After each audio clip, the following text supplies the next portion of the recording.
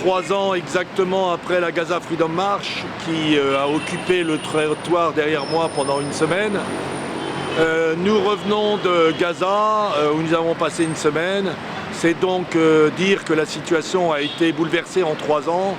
Évidemment, elle l'a été grâce aux événements en Égypte, au soulèvement du peuple égyptien qui a renversé Moubarak. C'était Moubarak qui nous avait empêchés il y a 3 ans même de partir du Caire, qui avait interdit que les autobus nous emmènent à Gaza.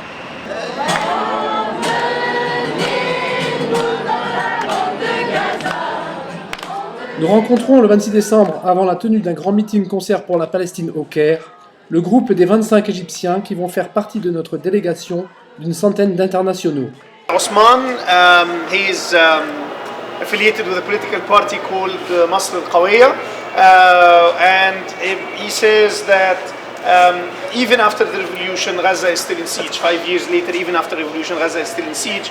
So as a member of a revolutionary party and part of the Egyptian revolution, he feels it's very important that we go there and break that siege and change that reality.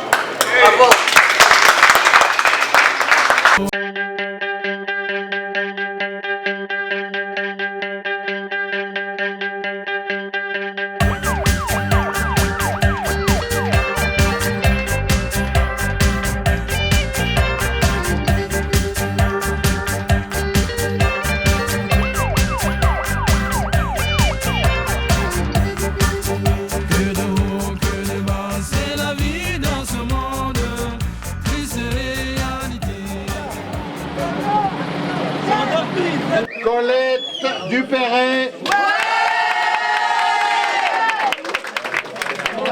Paul Dupéret. Stéphanie Malavar.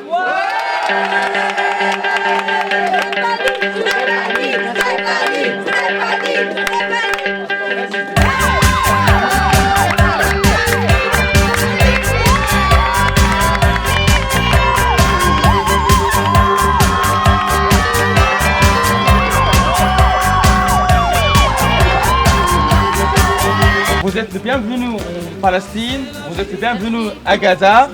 Merci. Je vous en prie. Nous débarquons avec 1 tonne de médicaments à l'hôpital Shifa.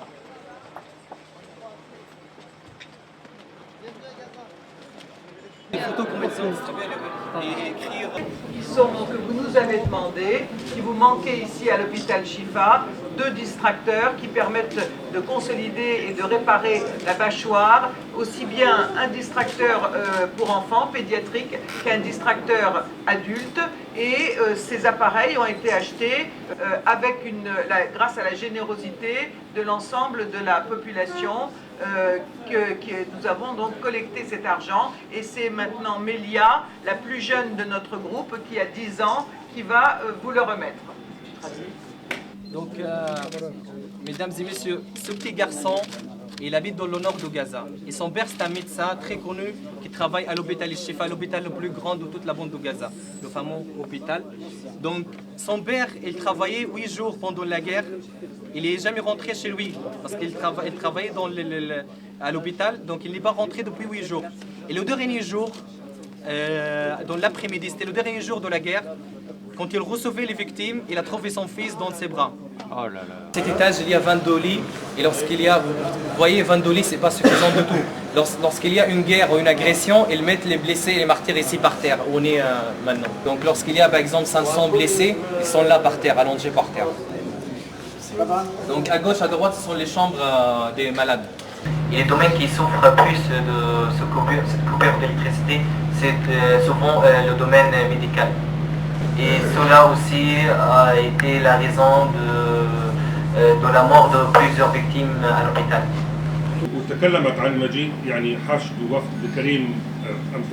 Et elle a dit qu'il allait amener une grande délégation avec elle. Mais franchement, j'attendais pas ça.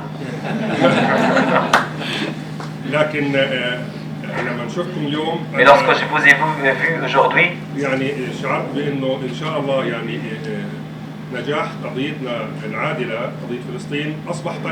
j'ai senti qu'on a gagné et que j'ai senti que notre liberté s'approche.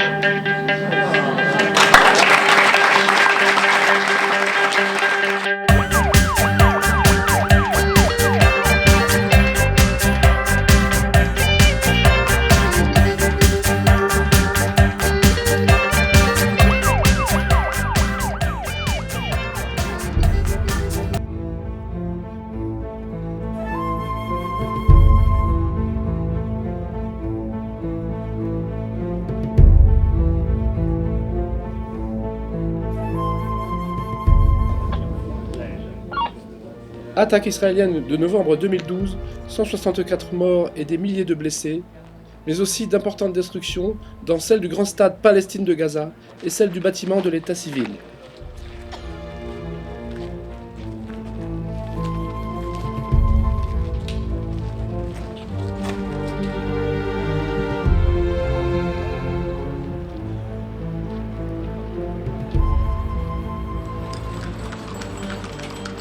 Samedi 28 décembre, rencontre avec les élèves et les enseignants de l'école primaire Hassan al-Basri dans le centre de Gaza. Faute de place, le blocus empêchant l'entrée des matériaux de construction, les garçons ont cours le matin et les filles l'après-midi. My name is Firas. My name is Saïd. My name is Mbias. My name is Adam. My name is Muhannad.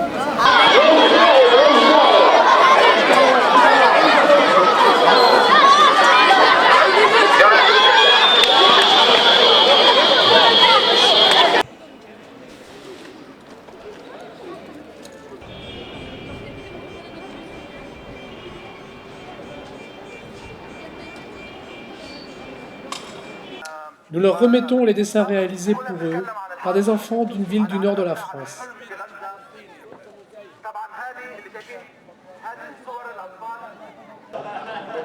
Au lycée voisin Al-Carmel, nous sommes frappés par le sérieux et la maturité des adolescents. Doctor. Sport and music. What do you want to do in the future? Engineer, building, hospital, school, street. لماذا تحاربون حكومة حماس مع أن الشعب هم جايين من أيدي ولد حماس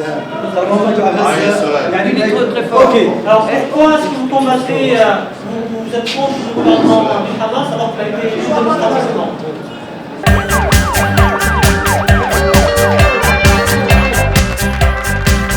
Le directeur du lycée nous remet un souvenir, un tableau fait par des lycéens.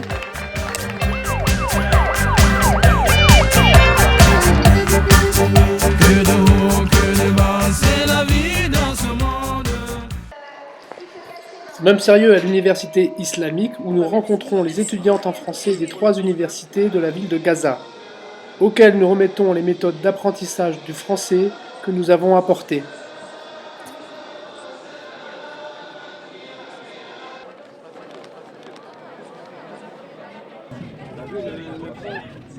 Nous nous rendons le même jour au camp des réfugiés de Khan Younes, au centre de la bande de Gaza.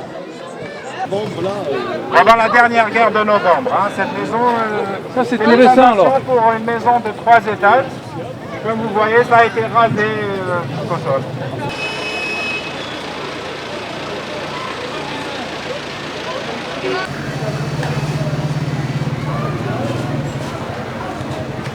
Quand notre grand-père est venu, a été expulsé en 1948, il est venu s'installer ici. Et donc, lui et ses frères se sont partagés ces petits morceaux de terrain. Et maintenant, c'est leurs enfants qui habitent là. Même mes oncles, la plupart sont morts. Il ne reste que 2 de 11 qui sont encore vivants. C'est la 3e génération maintenant. Et comme vous voyez, bon là, c'est des fondations pour une nouvelle mosquée qui va remplacer celle-là, qui est une petite maison. Et la plupart des toits ne sont même pas faits, c'est du zinc ou on fait avec ce qu'on a. L'électricité, la plupart du temps, il n'y en a pas. L'eau potable, on la ramène à dos, comme vous avez vu, les charrettes. Et puis voilà, tout le monde est entassé les uns sur les autres. Il n'y a pas vraiment d'espace vert ici dans le sud. Toutes les maisons sont collées parce que c'est la plus forte densité de population au monde.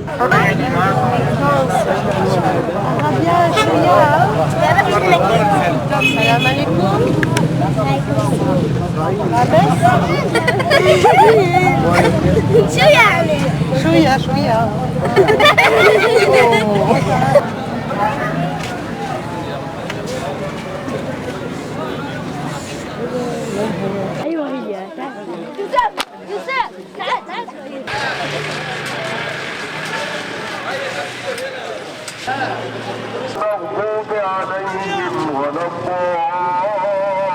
Visite de la forteresse turque construite par l'émir Younes qui a donné son nom à la ville.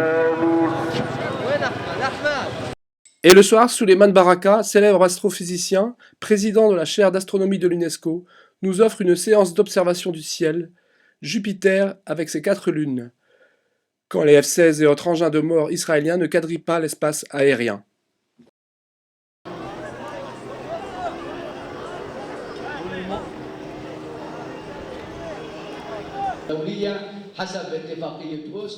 C'est Nezar Ayash, président du syndicat des pêcheurs, qui nous fait découvrir le sort des pêcheurs à Gaza.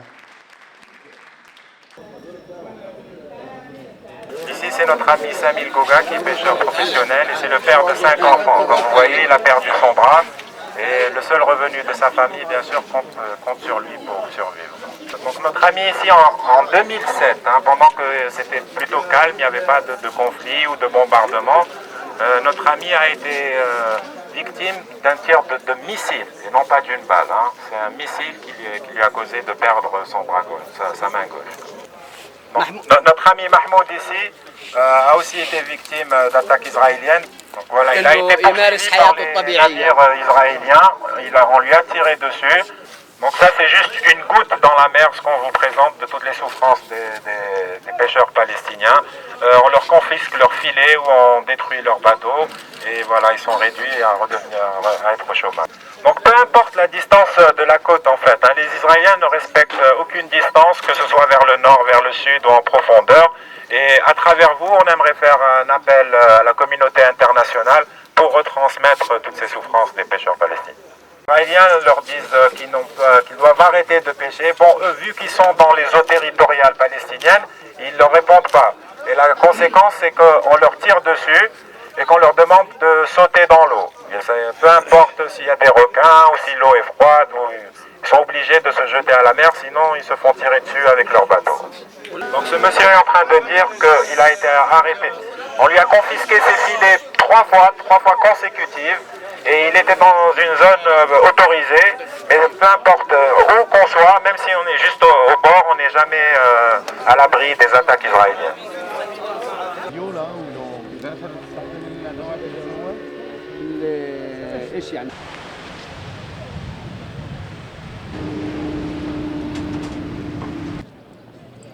Nous nous arrêtons au monument érigé à la mémoire des victimes turques du Mavi Marmara, lâchement assassiné par Israël dans les eaux internationales le 31 mai 2010, alors que ce bateau apportait de l'aide humanitaire aux Gazaouis. Et nous rendons également hommage au militant italien Vittorio Arrigoni, assassiné à Gaza le 15 avril 2011.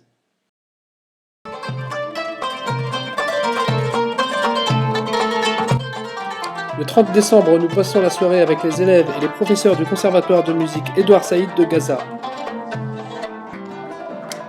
Après les bombardements israéliens de ses anciens bâtiments à l'hiver 2008-2009, cette école ne peut accueillir qu'une centaine d'élèves de 6 à 12 ans.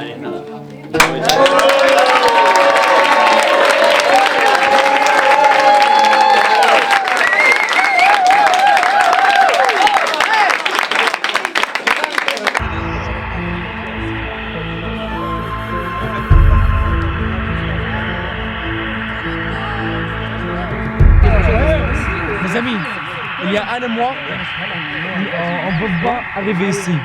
C'est grâce à la résistance qu'on a ici. طب احنا بدنا نخش نحرر يا محمد بدنا نحرر يا رضا نحرر يا محمد اللي ورانا هذا اللي احنا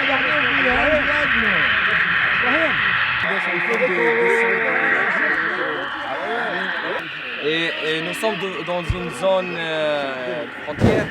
Et avant la guerre, ça veut dire il y a un mois, cette zone était interdite aux Palestiniens, c'est la zone tampon, et on n'avait pas le droit d'être là.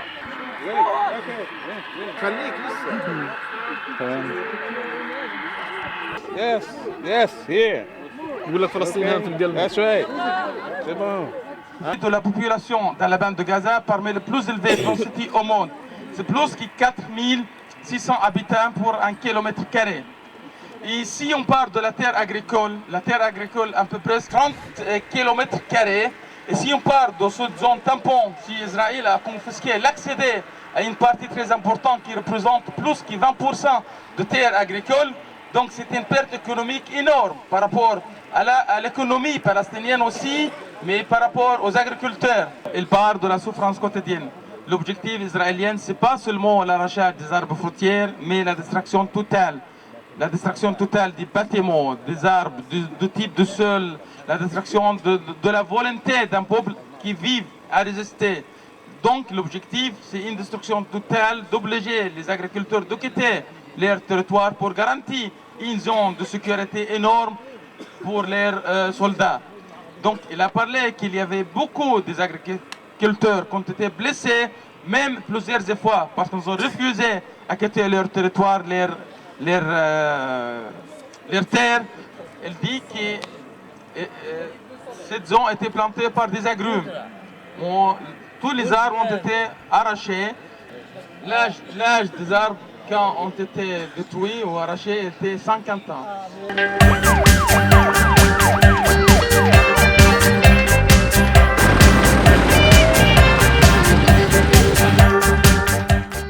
Rencontre avec l'équipe de foot du club El Hilal sur le terrain de Netzarim, au beau milieu de la bande de Gaza, occupée jusqu'en 2005 par des colons israéliens.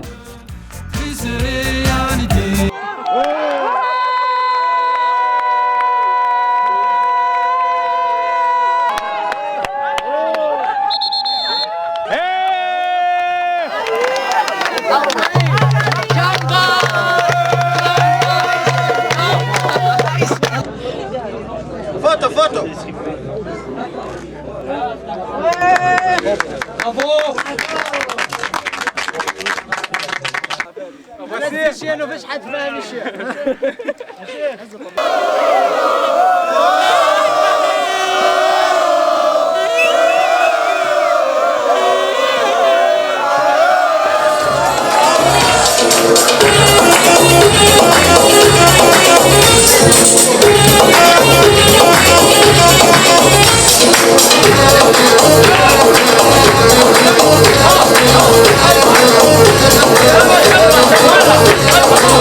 Nous avons reçu des Gazaouis une incroyable leçon de vie, de dignité et de courage.